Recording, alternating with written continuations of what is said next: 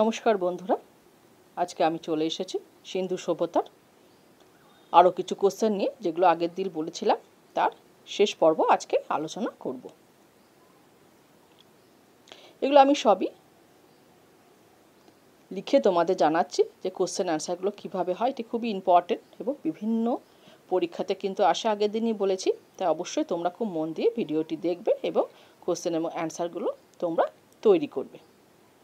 শুরু করার আগে তোমাদেরকে জানাই অনেক আমার শুভেচ্ছা। এসো আমরা শুরু করি। সিন্ধু সভ্যতায় কোন কেন্দ্রে কাদা ইটে অট্টালিকা করা হতো? এটি করা হতো কালীবঙ্গানে। কোথায় যজ্ঞকুণ্ড আবিষ্কৃত হয়েছে? এটিও আবিষ্কৃত হয়েছে কালীবঙ্গানে। কোন কেন্দ্রে মাটির দোয়াত পাওয়া গেছে? চান হু দারোতে মাটির দোয়াত পাওয়া গেছে। এ প্রসঙ্গে জেনে রাখি যে চান হু দারো সিন্ধু সভ্যতা আরেকটি মাত্র কেন্দ্র, যেটিও সিন্ধু নদীর তীরে অবস্থিত। আর কোনটি অবস্থিত? সেটি হচ্ছে মহেঞ্জোদারো। তো ওটাও মহেঞ্জোদারো, এটি চানহু দারো। এটা কিন্তু আমরা মনে রাখবো, অনেক সময় দেয়। চানহু দারোর আবিষ্কর্তাকে? এটা আবিষ্কর্তা N.G. মজুমদার। লিপস্টিক ও বাচ্চাদের খেলনা কোথায় পাওয়া গেছে? এটিও পাওয়া গেছে চানহু দারোতে। পুঁতির অলঙ্কার কোথায় পাওয়া গেছে? এটিও পাওয়া গেছে চানহু দারোতে। কোন কেন্দ্রে জল সংরক্ষণের জন্য জলাধারের নিদর্শন পাওয়া গেছে? অর্থাৎ জল ধরে রাখা হতো, হ্যাঁ, সেটা পরবর্তীতে কাজে লাগতো। সেটি একমাত্র ছিল কিন্তু ধোলাভিরা। এই ধোলাভিরাটা ভারতে অবস্থিত। কোথায়? গুজরাটে। কোথায় হাতির পায়ের অস্থি পাওয়া গেছে? এটি পাওয়া গেছে কালীবঙ্গানে। কোথায় মানুষ ও কুকুরকে যুগ্ম সমাধি দেওয়া হয়েছে, বা কোথায় মানুষ ও কুকুরের যুগ্ম সমাধি পাওয়া গেছে? এটি পাওয়া গেছে রোপারে। একটি মাত্র কেন্দ্র রোপার, সেখানে পাওয়া গেছে। কোথায় ঘোড়ার অস্তিত্ব পাওয়া গেছে? ঘোড়ার অস্তিত্ব পাওয়া গেছে সুরকোটা ডাতে। পশুপতি শিবের মূর্তি কোথায় পাওয়া গেছে? এটি পাওয়া গেছে মহেঞ্জোদারোতে। এর কটি মুখ ছিল? এর 3টি মুখ ছিল।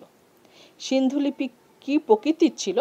সিন্ধু লিপি ছিল বৌস্টোফেডন লিপি, যার নাম ছিল। এটি ডান দিক থেকে বাঁ দিকে, তারপর আবার বাঁ দিক থেকে ডান দিকে শুরু হতো। হরপ্পা কথার অর্থ কি? হরপ্পা কথার অর্থ হচ্ছে পশুপতির খাদ্য। একটি পোড়ামাটির ষাঁড়ের মূর্তি কোন শহরে পাওয়া গেছে? এটি পাওয়া গেছে হরপ্পাতে। হরপ্পা কোন নদীর তীরে অবস্থিত? হরপ্পা যে নদীর তীরে অবস্থিত তার নাম হচ্ছে ইরাবতী বা রাভি, কখনো কখনো দেয় পুরুষানী। তাই 3টে নামই আমাদের মনে রাখতে হবে। দাঁড়িওয়ালা সাধুর মূর্তি কোথায় পাওয়া গেছে? দাঁড়িওয়ালা সাধুর মূর্তি পাওয়া গেছে মহেঞ্জোদারোতে।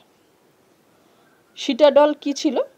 সিটাডল ছিল প্রাচীর ঘেরা উঁচু ঢিপিকে সিন্ধু সভ্যতার দুর্গ বা সিটাডল বলা হতো। তাহলে আমরা সিন্ধু সভ্যতা নিয়ে যা যা কোশ্চেন ছিল সেগুলো আলোচনা করে নিলাম।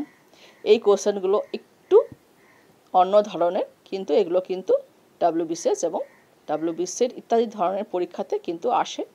তাই তোমরা অবশ্যই ভালোভাবে তৈরি করে নেবে। আর পরের দিন আমি আর্য সভ্যতা নিয়ে কোশ্চেন আনসার শুরু করব। তো তোমরা যদি ভিডিওটি ভালো লাগে তাহলে তোমরা লাইক এবং শেয়ার করো, আর আমার চ্যানেলটিকে সাবস্ক্রাইব করে রেখো। ভিডিওটি দেখার জন্য তোমাদের অসংখ্য ধন্যবাদ।